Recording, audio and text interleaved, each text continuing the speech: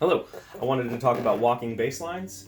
I'm going to talk about walking a 2-5-1 in G major, alright? So our chords, a 2-5-1 only means that take your major scale,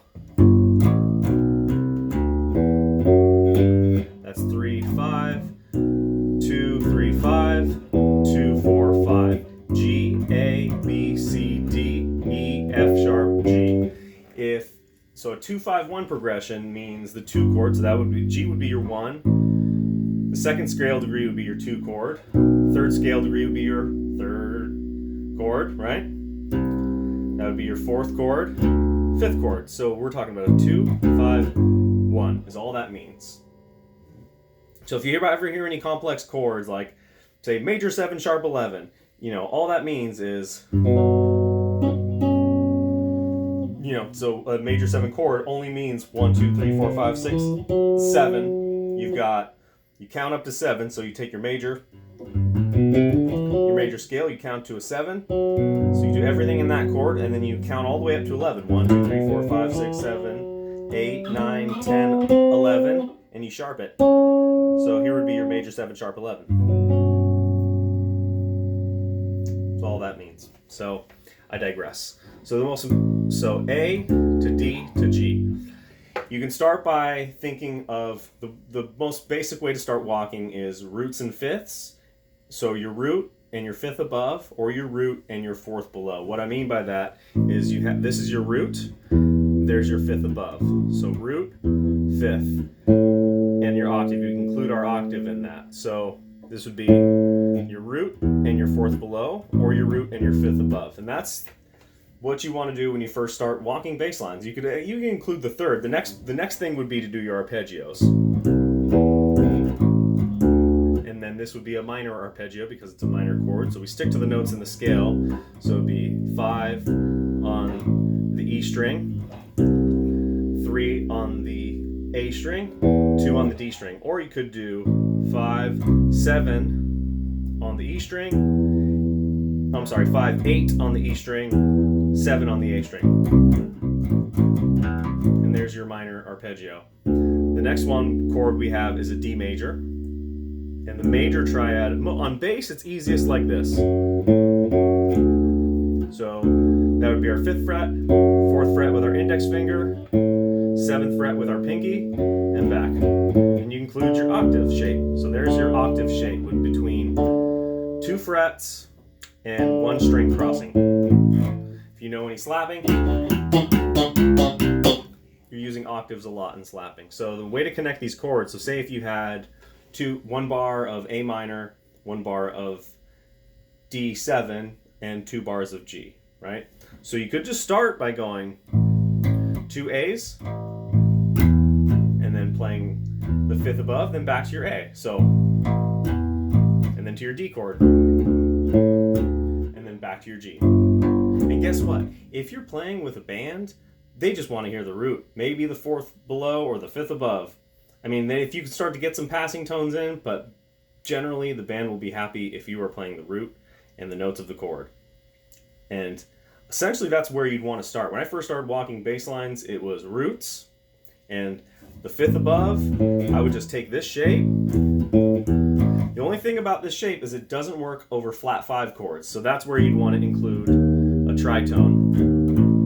So there's your 5th, there's your flat 5. That's all that means. Anything that this, you see fancy chords. That's why I use major 7 sharp 11 as an example. There's your G major scale. Right? G major 7, 1, 2, 3, 4, 5, 6, 7. Again, sharp 11. It's a crunchy chord, but I just use that as a complex example that isn't that complex. If you can count to 4 and you know your alphabet to G, you can learn music. So the other next best thing would be, like I said, roots, 5ths, and then the next best would be arpeggios, and then the next would be connecting the chords with passing tones. So you could start off with something like this. So 1, 2, 3, 4, 1, 2, 3, 4, 1, 2, 3, 4, 1, 2, 3, 4, 1, 2, 3, 4, 1, 2, 3, 4, 1, 2, 3, 4, 1, 2, 3, 4. Right? And then the next best thing would be arpeggio. 1, 2, 3, 4, 1, 2, 3, 4, 1, 2, 3, But that starts to get boring. So, and you start to realize that you're very close to your next chord tone. So that's where passing tones come in, where you could do the arpeggio, right? And then I realize now, if I do it here, look, I'm pretty close. My next note is actually the D. And then now my next note is the G. There's our G, right? So, and then I'd shift to my pinky, and then I'd do the arpeggio descending. Right? And there's your major arpeggio on the G. I haven't done that yet, but it's the same shape. So if you can remember this shape as your minor shape, or here as your minor shape, the major shape shifting up is just a little, that's just too much of a shift from 5 to 9, and anywhere else, if you get down here, forget about it. So you're better off just, most of the time, depending on where you're going, depends on the song. All this stuff is dependent but on where you're going. But the next thing would be passing tones. So you could start to go do the arpeggio, and then I do a passing tone here on beat 4. 1, 2, 3, 4, 1, 2, 3, 4, 1, 2, 3, 4, 1, 2, 3, 4. Right? Good enough. And now you're mixing it up, and you're landing on the roots on 1. So you want to land on the 1. You want to land on the root. If you play you can get away with playing the 5th on the 1, but I know some bass players who will play the 3rd on the 1, and it works sometimes, but man, if you're just trying to swing and bass players continually playing the 3rd on the 1, as a guitar player and a bass player, just lay down, just play the 1. And as you mature as a bass player and a musician, when I was young and I just wanted, I wanted to do all the flashy stuff, and now, in my over almost 3 decades of playing music, about 15 years playing professionally, I can play one note with maybe a fill.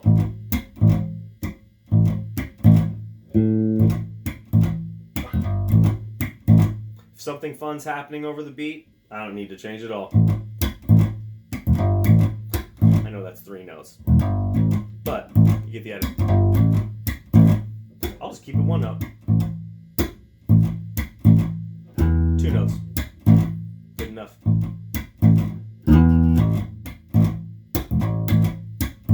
And if you're playing those notes with feel and in time, that's what matters. They want you to play in time, play the right notes, and be a good person to be around. That's what's going to get you gigs. That's what's going to get you playing. Be a fun hang.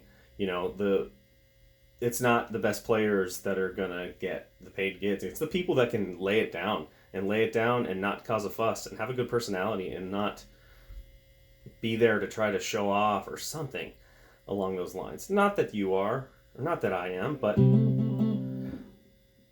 but yeah, going back to walking bass lines, the next step would be your passing tone. Like I said, I know I talked about it, but I'll review it again. So there's your arpeggio. So instead of doing just the arpeggio, right, and just going to the root every time, you can find the root in different spots. So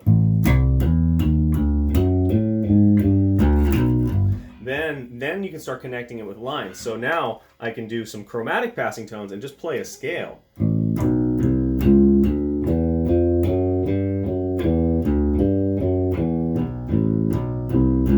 what I'm doing there is I'm connecting from A minor, and I'm walking, so there's a whole step between A and B, C, C sharp, D, and then you can mix up arpeggios and passing tones, and it would sound something like this.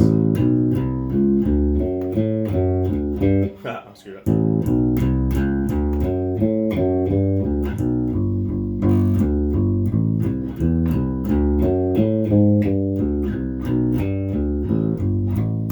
Mess up.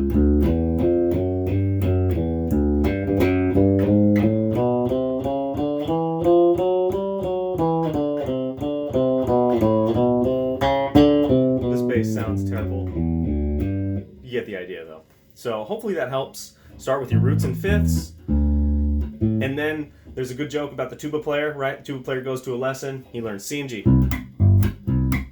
right? He learns 2 notes that day.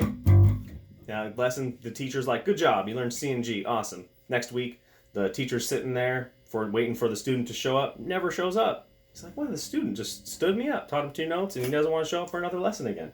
And then Again, a week passes and the student shows up now. And he goes, well, where were you? Why didn't you show up for your second lesson? He's like, dude, I had a gig.